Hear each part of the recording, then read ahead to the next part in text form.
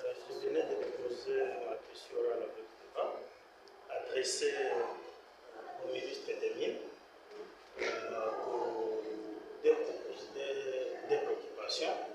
La première, c'est son inaction à ce qui concerne la fraude minière depuis la prise de nos deux provinces, c'est le nord et le sud Kivu.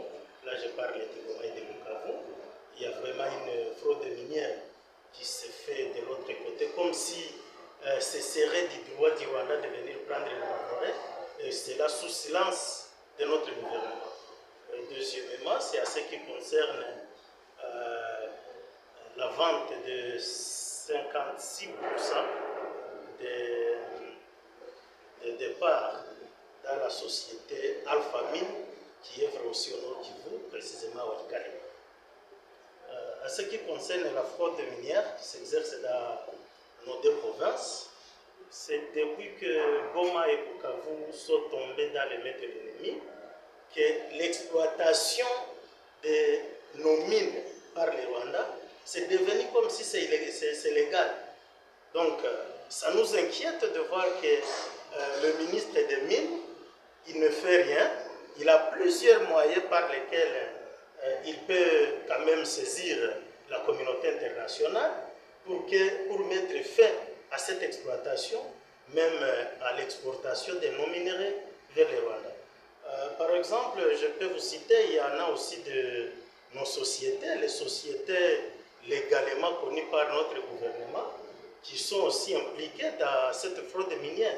Par exemple, je peux vous citer la Sogecom. Sogecom, c'est une société, c'est une entité de traitement basée légalement à Goma depuis les années, mais fort malheureusement, qui serait impliquée jusqu'aujourd'hui dans l'exploitation illégale de minerais. Donc, une société qui n'a jamais, malgré la prise de la ville de Goma par l'M23, mais cette société n'a jamais arrêté ses activités. Pas seulement qu'il exploite, mais qu'il serait aussi soupçonné parmi les multinationales qui financent aussi cette rébellion. Puisque, par exemple, les informations que j'ai est que toutes les entités à Goma ont été pillées par les M23, à part seulement cette société. Donc c'est la seule société qui est restée, qui n'a jamais été touchée par l'ennemi, qui n'a jamais été inquiétée par la présence des agresseurs.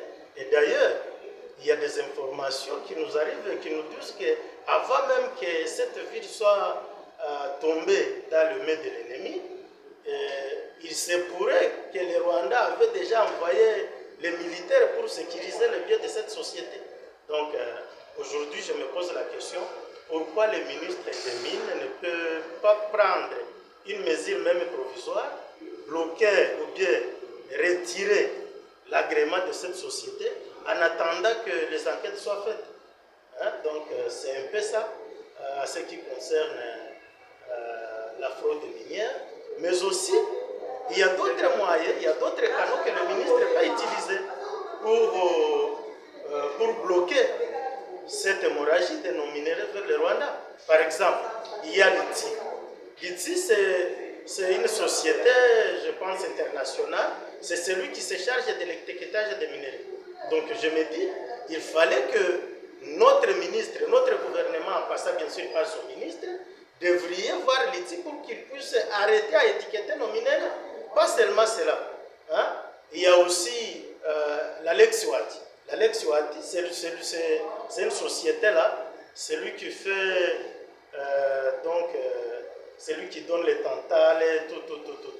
Hein? Donc, il faut que notre gouvernement, en passant par le ministre des Mines, puisse voir ces multinationaux pour leur demander d'arrêter à continuer à étiqueter les minerais qui sont venus de chez nous. Donc, voilà ce que je peux dire à ce qui concerne le premier point là, sur la fraude minière. Et puis, à ce qui concerne l'Alpha Mine. Donc, comme je venais de vous dire tout de suite, il y a beaucoup de multinationaux qui sont impliqués dans ce que nous sommes en train de vivre aujourd'hui. Donc, il y a beaucoup de sociétés minières qui ont été toujours citées d'avoir d'être en convivence avec l'ennemi. Par exemple, l'Alpha-Mine. L'Alpha-Mine, si aujourd'hui je cite l'Alpha-Mine venait de vendre ses 56 parts à une société de Qatar. Comme vous le savez, le Qatar, aujourd'hui, il est impliqué dans les négociations entre la RDC, le Rwanda et le M23.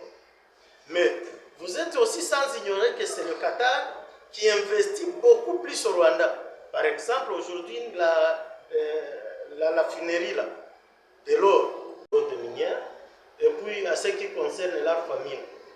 Donc, comme je venais de vous dire tout de suite, il y a beaucoup de multinationaux qui sont impliqués dans ce que nous sommes en train de vivre aujourd'hui.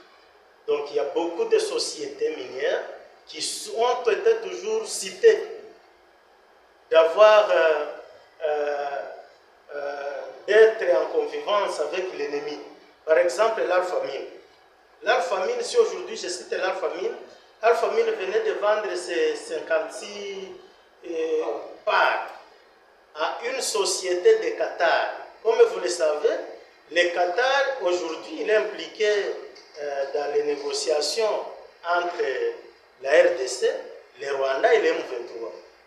Mais vous êtes aussi sans ignorer que c'est le Qatar qui investit beaucoup plus au Rwanda.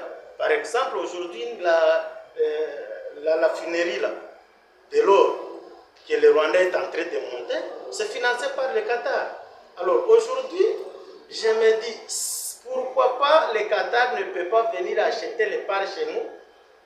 Nous allons penser que c'est le Qatar qui achète, mais comme il travaille avec le Rwanda, ça sera le Rwanda peut-être qui est en train d'acheter nos mines ici, sans le savoir. Alors, deuxièmement, je voulais savoir quelle serait la part de notre gouvernement dans tout ça. Premièrement, depuis que l'Alpha-Mine est là, tout ce qui concerne les infrastructures qu'il devrait faire, il n'a jamais fait quelque chose. Par exemple, il avait dit qu'il devrait asphalter la route Goma-Walikale, une route qui devrait coûter environ 5 millions de dollars. L'argent est sorti, mais les travaux n'ont jamais commencé. Et aujourd'hui, il se contente de vendre au Qatar les 56 parts.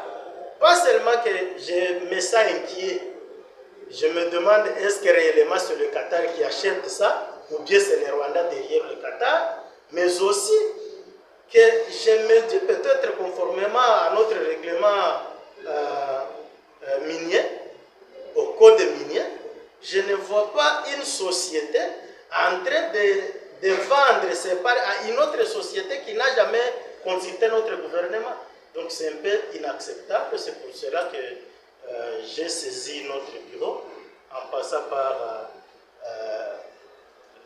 la question orale avec débat, que je pense que le bureau vit la nécessité, puisqu'aujourd'hui, nous ne faisons confiance à personne. Nous avons vécu dans ce pays avec l'ancien ministre Kabweloulou, celui qui soutenait la fameuse société SMB de l'honorable Mangachouchou. Vous avez vu ce que nous avons vécu avec cette société. Donc je pense qu'aujourd'hui notre bureau devrait aussi prendre dans l'urgence et inviter le ministre des Mines pour qu'il puisse passer, expliquer, éclairer les représentants du peuple que nous sommes, pour que le monde sache ce qui se passe. Puisque vous vous souvenez aussi qu'il y a de cela à peu près 3 mois que l'M23 était entré dans le Walikale, mais il n'a jamais inquiété la société Alpha-Mine. Pourquoi? Parce que c'est une société qui les finance aussi, selon les dires, selon ce que nous avons comme information. Donc voilà pourquoi j'ai saisi notre bureau par question orale. Vous avez balayé les sous-questions.